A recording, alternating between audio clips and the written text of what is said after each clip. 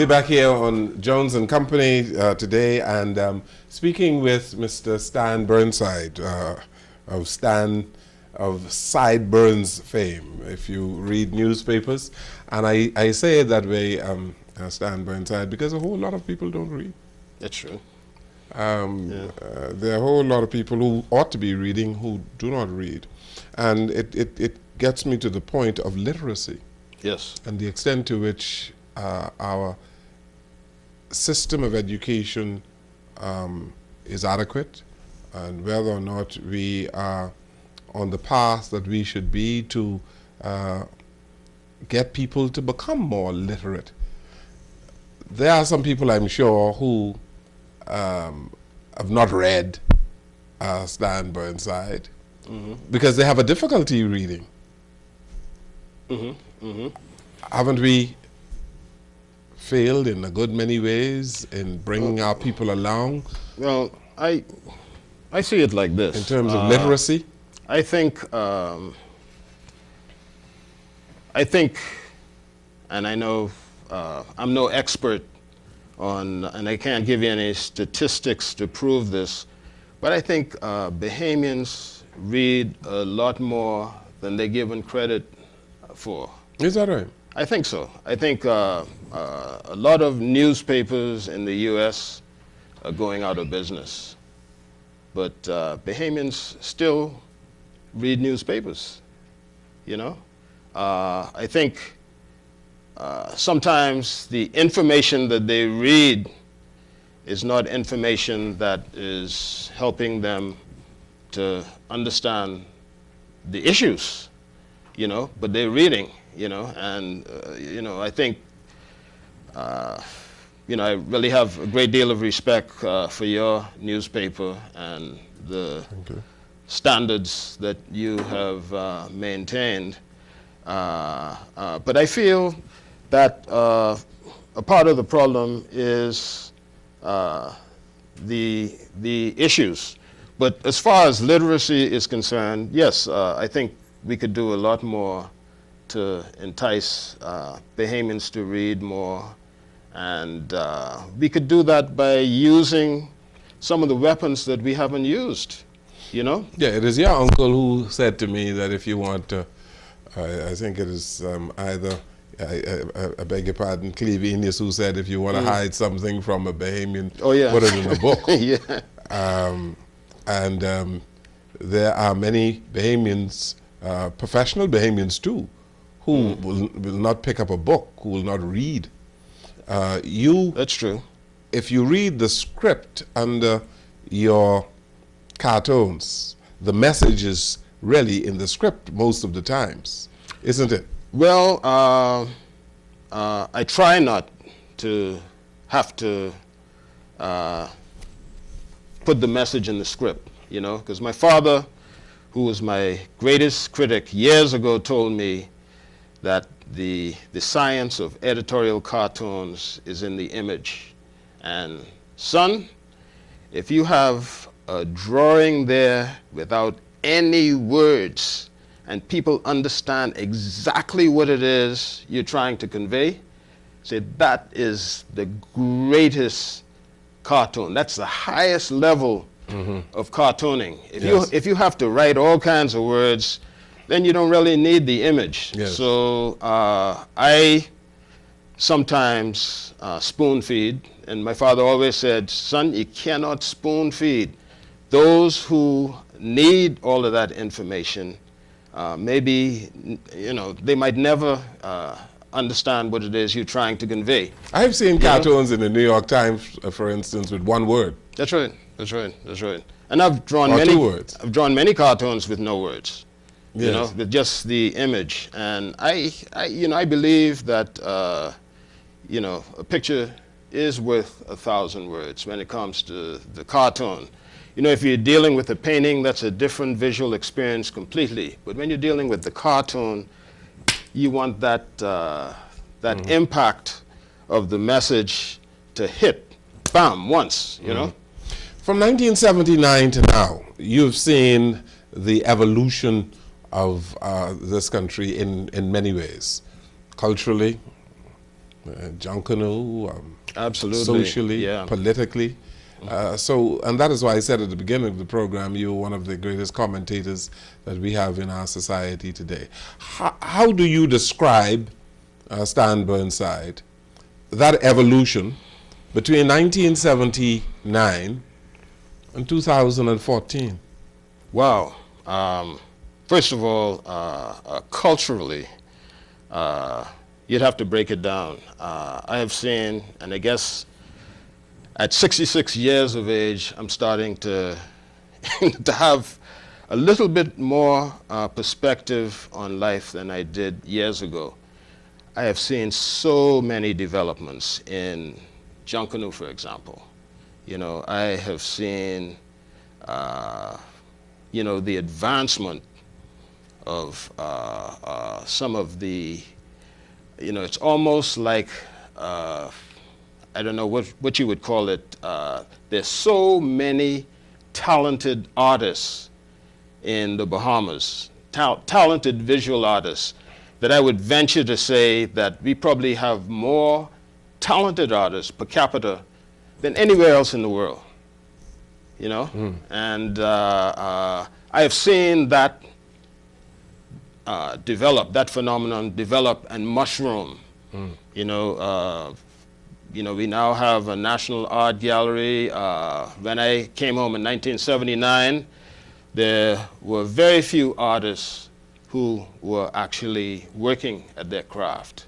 You know, but we've been blessed with so many, and when you start to call names and you leave some names out, because there's so many who literally built the foundation on which all of the artists of today stand. You know, you think of the Eddie Minnis story, you know, someone, a brilliant in academics, went away and studied architecture, got his degree in architecture, and came home and decided he wanted to be an artist, man. He didn't want to be an architect, you know, and never practiced a day of architecture, and just had the courage to just dive off the deep end with his talent. And he succeeded.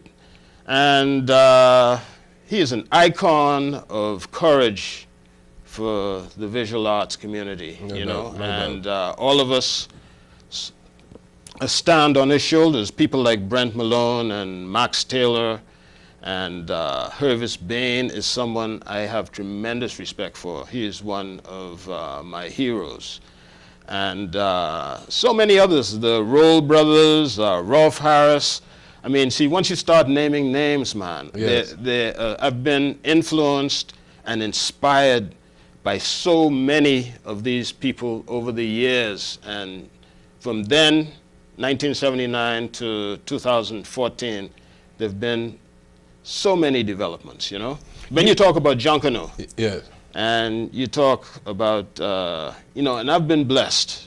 You know, I've been blessed because I've been deep into the firmament of Junkanoo, you know, side by side with Gus Cooper, Vola Francis, Peter Turnquist, Bernard Gay Davis, you, Jackson Burnside, John Beadle. I mean, you name them. I worked side by side with those guys. As a designer? As a designer. You know, we did the Smithsonian exhibition. We did many things together. And in the visual arts, I worked side by side with some of the greatest visual artists, Brent Malone and Max Taylor and you know, Amos Ferguson and all of them. You know, so I've been blessed to have been a spectator around all that greatness, you know? Yeah. And so culture has really exploded. And I think we're at a point where the young people have a lot to work with, a lot more to work with than we had. So you've mentored a whole lot of young artists in the country, I'm sure. I have mentored my share of artists, but I haven't been alone. You know, there have been many other artists who have mentored. You know, there's a tradition of sharing in the visual arts community, you know, that you have to recognize. Brent Malone, when I was away in graduate school, and he had his gallery here in Nassau, he sent June Knight all the way to Pennsylvania to look at my work and to select some of my pieces for an exhibition in Nassau. So, I mean, and Max Taylor has always been open and sharing. And, you know, all we did, my generation, and Brent Malone always called me the Middle Ages, because he and Max and the others were the old ages, and Antonius and Jackson and John Beadle were, you know, the present times, you know. But I would say that all we have done is we have passed the torch on, you know, that they've given us to the next generation of Bahamian artists, hoping that they will have the same sense of sharing that we experience. You are the chairman of the board of the National Art Gallery. Yes, yes I am. Has that gallery developed as you think it should? Well, this is, you know, we've only been there for 2 years. And in that time... In your chairmanship for 2 years? My chairmanship, yeah. Yeah, but I think the gallery has, you know, the gallery is a treasure, you know, is a treasure. And right now, the director has decided to have Sundays free for all Bahamians. And I would invite every Bahamian under the sound of my voice to please take advantage of this. Right now, there is an exhibition of Eddie Menace and his family. They have an exhibition hanging that is really, really a must-see. It's the largest collection of his work ever. We had an exhibition just recently called Swan Song of the Flamingo by a young, brilliant artist, Keshawn Monroe. And most of those paintings are hanging in the Senate building now. And Madam President Sharon Wilson is getting ready to find a way to invite schools to come into the Senate building. And I will tell you one thing, Mr. Jones, that I have witnessed a lot of achievement from 1979 to 2014. But I think the greatest single achievement that I have seen of the visual arts are the paintings of Keshawn Monroe hanging in the Senate building. To me, what that does is that puts an exclamation mark behind the expression Bahamian independence. You know, I mean, you know, they had to take some of the colonial paintings off the wall, and they now have paintings by this young, brilliant artist hanging on the walls, depicting a very, very traumatic event for our country, and doing it in such a brilliant way. As the sinking of the flamingo. The sinking of the flamingo. I really think that that exhibition should be a tourist attraction, along with a visit to the National Art Gallery and all the other galleries. You know, of course, I have to say something about Dungalik. Yes. You know, my brother and his wife, and I don't want to leave anybody out because, you know, there's Hillside with Antonius, there's Pop-Up down the road, and there are many other galleries. But Dungalik, my brother Jackson and his wife years ago developed their property just to create an opportunity for culture to develop in this society. And they put their money where their mouths were. They invested a lot of money into that property and that idea, and it's still going today, you know. And I think that that's one of the great achievements. And if government could see fit to support those kinds of institutions, I think we would have an even greater renaissance of art in this country. Your late brother Jackson was quite an artist as well, and His work, I'm sure, is around the world, as your work is around the world. In many places in Europe, the United States, I'm told. Oh yeah, all over the place. All over the place. All over the place. You inspired him, or he inspired you? Well, you know, he was the only man I ever slept with. You know, we years ago used to sleep in the same bed. Yeah. He was 62 years old when he passed, Okay. and he whether he was with me or or in another country, I always felt like he was with me. You know, we were Inseparable, eh? yeah, we were inseparable in a lot of ways, and I think because we had similar interests. I think when he passed, Bishop Gilbert Thompson helped me out a lot, because he had a brother who had similar interests to him, who passed, and he had gone through that experience. And Frankie Wilson, the same thing. You know, his brother was also a businessman and thought along those lines. So those guys reached out to me when Jackson passed, because they understood what it meant to have somebody that close to you. It's a different kind of closeness than the closeness you have with your mother, the closeness you have with your other siblings that are different ages, the closeness that you have with your wife and your children. Yes. The closeness of your brother is a really unique kind of closeness, because there are things that he knew about me that I'm glad he's gone to the grave with. Yeah. No, I had a brother like that, Kendall, who was a structural engineer. Exactly, exactly. So you understand. Kendall, you understand. Kendall was a structural engineer. Jackson was the architect, and they worked very closely together. He spoke very highly of him. Yes. He spoke very highly of him. And Kendall passed on too, but we were very close, and so I know what you're talking about. I know. Yeah, and in this time I'd like to just reach out to Lionel Haven. Yes. You know, because he obviously is going through the same thing that we have experienced. Absolutely. And to let him know that the memories are strong enough to carry you through. Absolutely. You know? We can sit here all day and talk about culture, but I want you as a commentator on the social scene to speak to the issue that you raised earlier on, and I think you have it on the front burner of your mind, really. Yeah. How Bahamians relate to strangers, how they relate to foreigners, how they relate to the Haitian community. We have a new immigration policy now that has been articulated by the Minister of Immigration. From your perspective, and you grew up in Fort Fincastle, and you know of what is happening in the belly of the Bahamas. Where are you in terms of our social development and how we are dealing with the social development challenges in the country?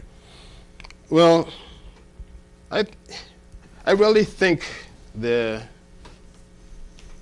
a worldwide problem with those of us who are of African ancestry. You know, we have a problem that some of us talk about and some of us identify, and that's the problem of not understanding the oneness of being black. You know, that in 2014 that we could have a situation where people who are identical to us, and I don't care what anyone says, you know, they like to say the Jamaicans look different than us, and the Haitians look different than us, and all the rest. No, man.